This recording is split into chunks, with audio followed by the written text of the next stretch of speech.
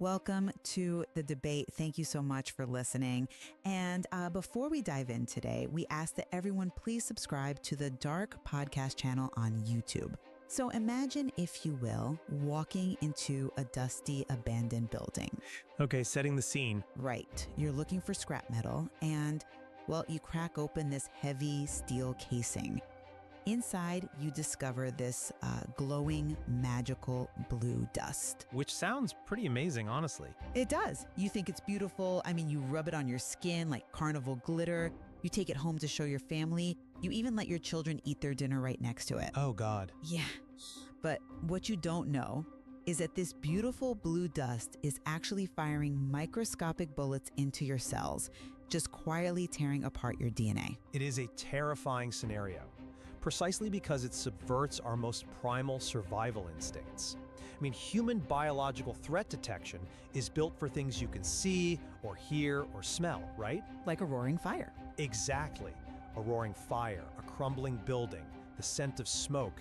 We are just completely unequipped to detect the invisible, silent violence of ionizing radiation.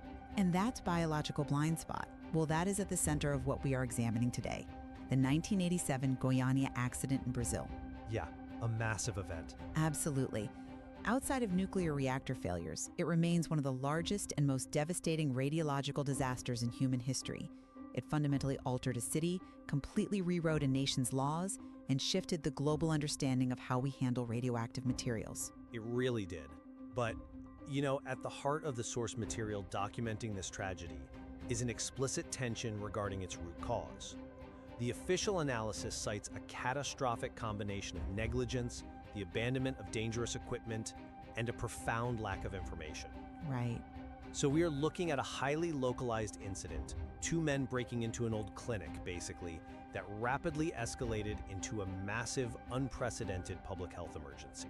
And the substantive disagreement we are exploring today is which of these systemic failures was the true driver of the tragedy? Which factor turned a single abandoned machine into a citywide nightmare? Exactly. Well, this is where we draw our lines. I take the position that this tragedy was fundamentally a catastrophic failure of institutional oversight and, frankly, systemic negligence. Okay, lay it out for us. What we are talking about is an advanced radiotherapy machine containing a highly radioactive capsule of Cesium-137 that was simply left behind in a deactivated, abandoned hospital. Just sitting there. Just sitting there. My argument is that without this initial glaring systemic failure by the legal and medical institutions to properly decommission and secure hazardous equipment, this hazard would never have been exposed to the public.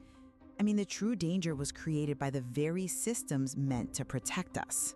And while I absolutely acknowledge that leaving the equipment behind was a grave, unforgivable failure, I argue that the unimaginable escalation of this disaster, like the sheer scale of the contamination and human suffering, was primarily driven by a profound informational and educational void. Meaning the public awareness? Right.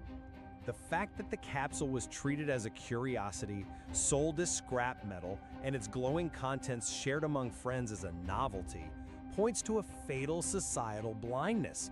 The institutional abandonment lit the match, sure, but the complete lack of public hazard awareness was the oxygen that turned it into an inferno. So to unpack that, we really have to look closely at how this sequence of events was actually set into motion. It started on September 13th, 1987. Right, the start of the story. Yeah.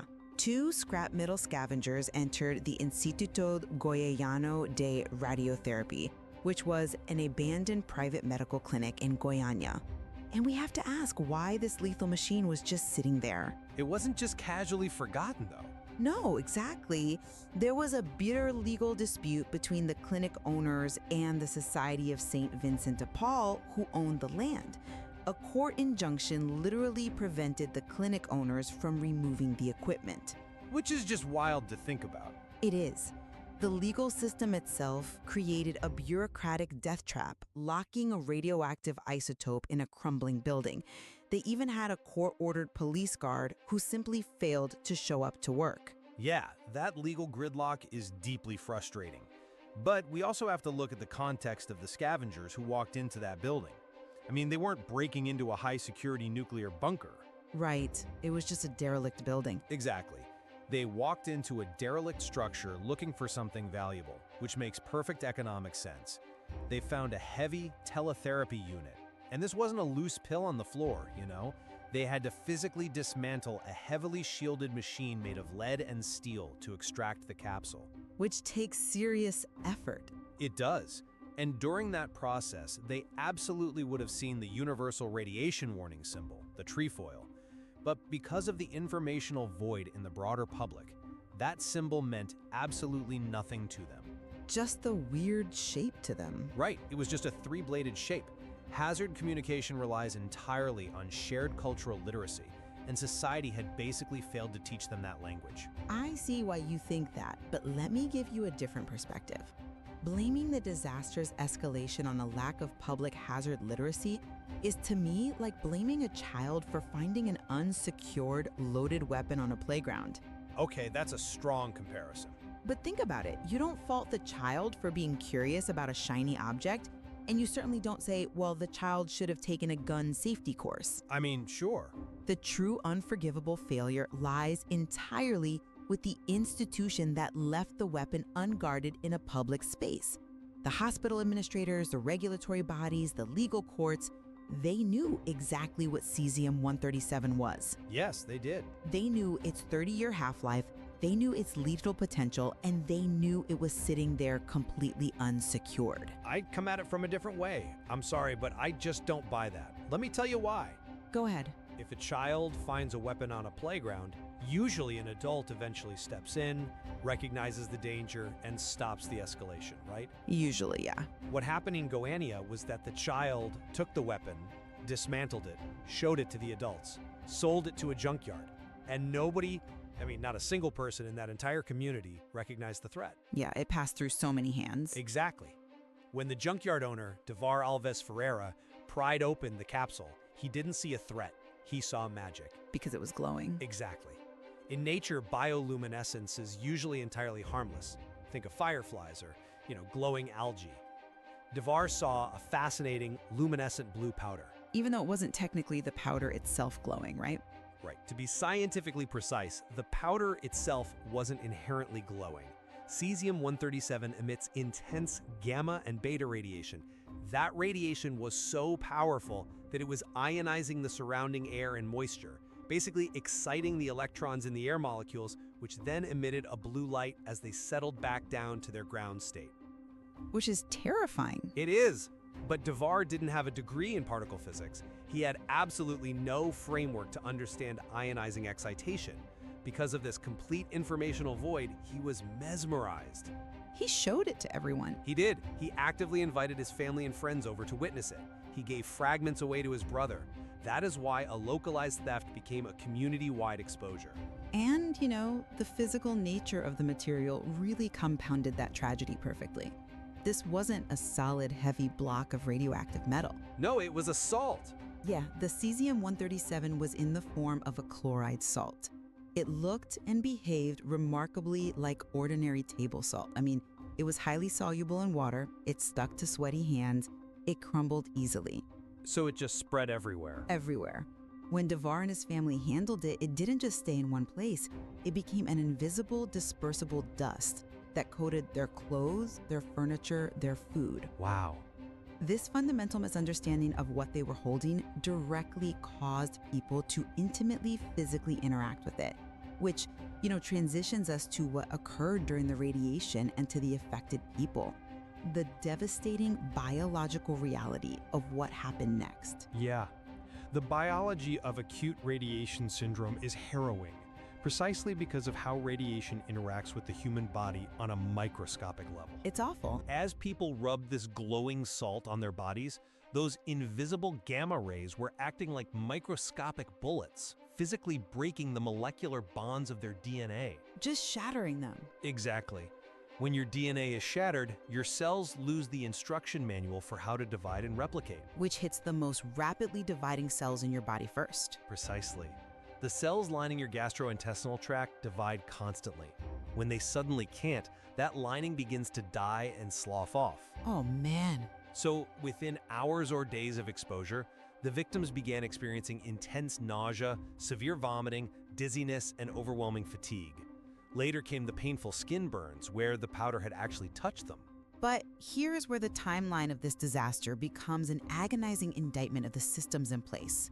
These victims did exactly what you're supposed to do, right? They sought medical help. Right. But the local doctors repeatedly misdiagnosed these symptoms as infectious diseases or severe food poisoning or tropical illnesses.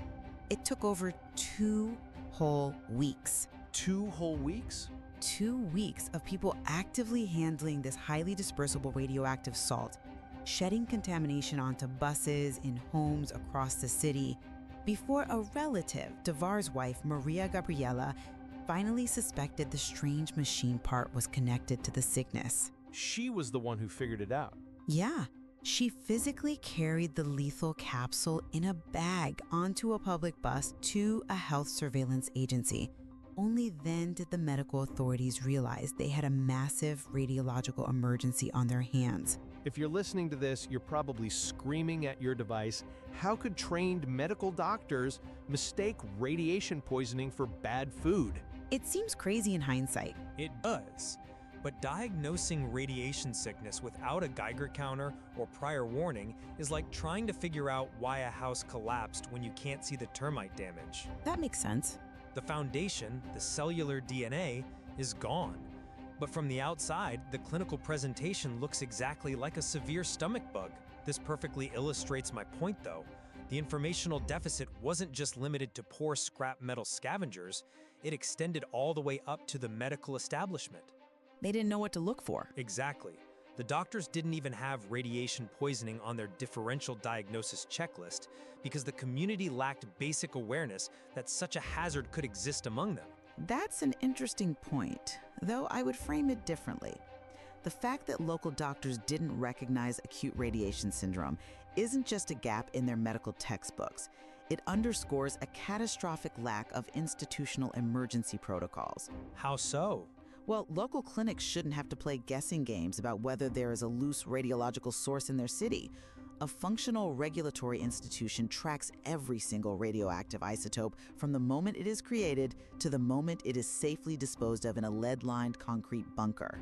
Ideally, yes. There should have been active monitoring, rigid inventory controls, and blaring alarms the moment that deactivated hospital was abandoned.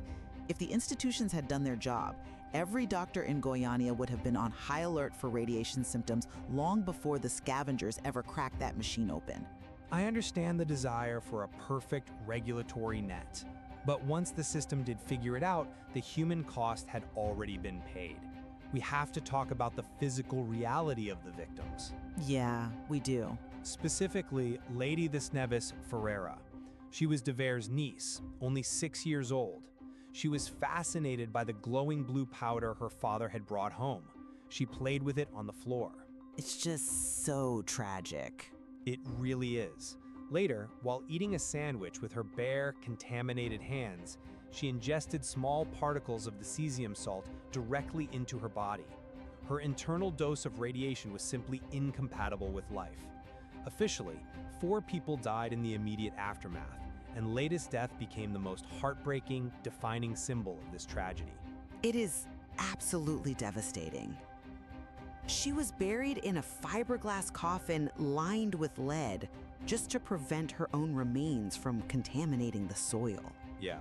And beyond the initial fatalities, the survivors faced decades of unimaginable agony. We are talking about severe physical and psychological sequelae. Because of the fear of radiation, people from Goiânia were heavily stigmatized. They were essentially pariahs. They were. They were shunned, airline pilots refused to fly them, hotels turned them away, they suffered financial ruin on top of permanent health issues. And all of that suffering, the stigma, the loss of life, it all traces back to the moment someone looked at a deadly isotope and thought, this is beautiful. The systemic negligence put the hazard on the board, yes, but the lack of information is what caused people to invite the hazard into their dining rooms. But let's look at how this disaster was actually contained.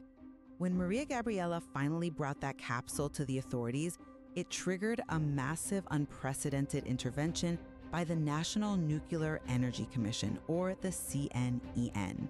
It was a massive operation. We are talking about a response scale that is hard to fathom. They had to monitor over 110,000 people in the Olympic Stadium. They isolated entire streets. They literally demolished people's homes and ripped up the topsoil. Just bulldozed everything? Yeah. Personal belongings, furniture, clothes, vehicles, tons of material had to be seized, compacted, and classified as radioactive waste. Right, they eventually had to build a dedicated repository in Abadia de Goiás just to store the thousands of lead-lined drums of contaminated waste. Exactly. And, the sheer scale of this cleanup proves my core argument.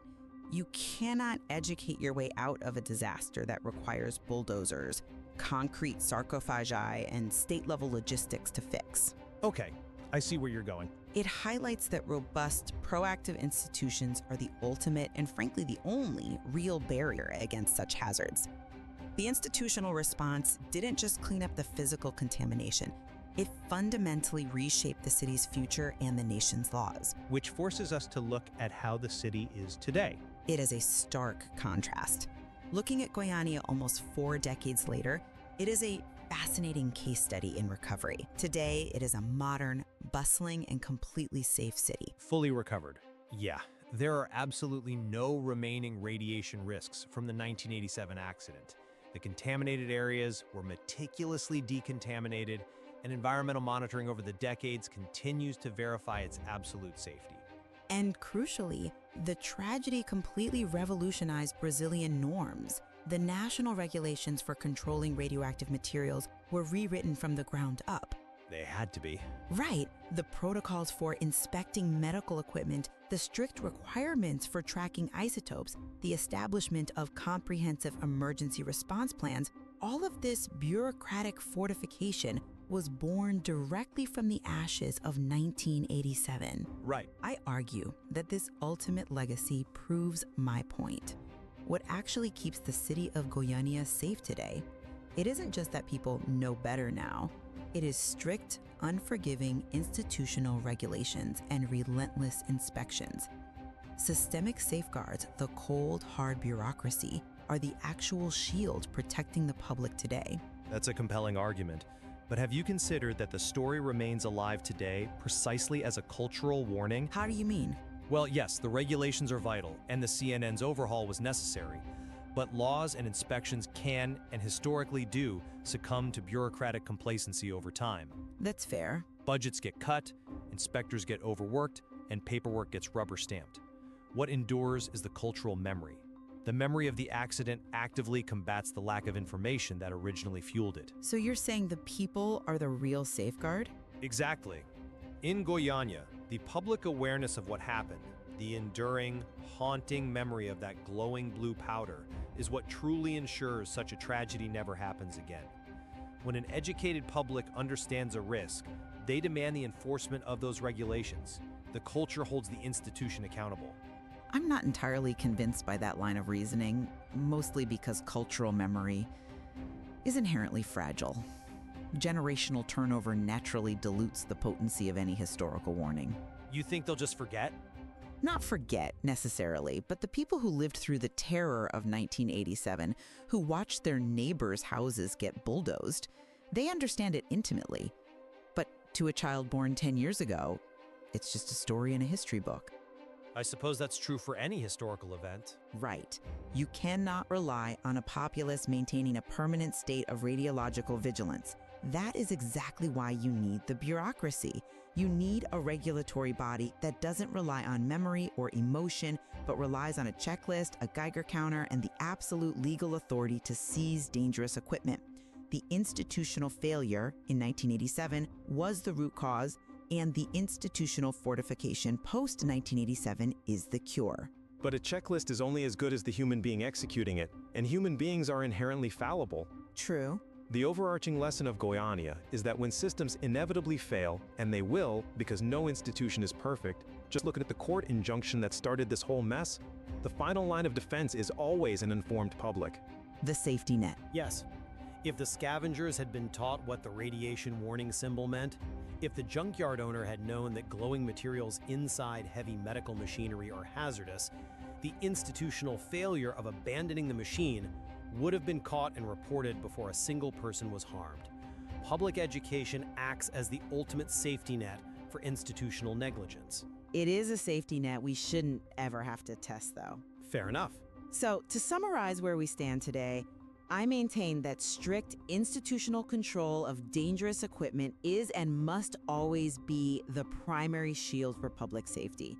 The tragedy in Goiânia began the precise moment a legal and medical institution walked away from its responsibility, leaving a lethal, invisible hazard unguarded. Right. The ultimate fix was and remains robust regulatory frameworks that prevent such systemic negligence from ever occurring again. In my position remains that while institutions have a vital duty of care, public awareness and hazard information are the critical last lines of defense. The unimaginable scale of the Goiânia disaster, the horrific suffering of families, the widespread contamination, the tragic death of a 6-year-old girl, it was entirely driven by an informational void that allowed a deadly hazard to be embraced as a magical novelty. It is undeniable that in 1987, in the heart of Brazil, these two monumental failures collided. Systemic negligence provided the deadly material, and an informational void allowed it to spread completely unchecked. Exactly. Together, they compounded perfectly to create one of the worst radiological disasters in history. It is a profoundly sobering reminder of how fragile our modern safety nets really are. Examining multiple perspectives on this tragedy isn't just an academic exercise. I mean, it's essential to understanding the complex layers of how we communicate and manage invisible threats in a modern society. Absolutely. And, we won't declare one factor more to blame than the other today. We leave it to you, the listener, to weigh the evidence. As always, Are we truly safer because of the invisible institutional walls we build around our hazards, or because of the hazard knowledge we carry with us? As you consider that, think back to that abandoned hospital in Goiânia. it's chilling. Think about the silent, invisible fire of Cesium-137, waiting quietly in the dark. And think about how easily a lethal threat can disguise itself as a beautiful, glowing blue powder.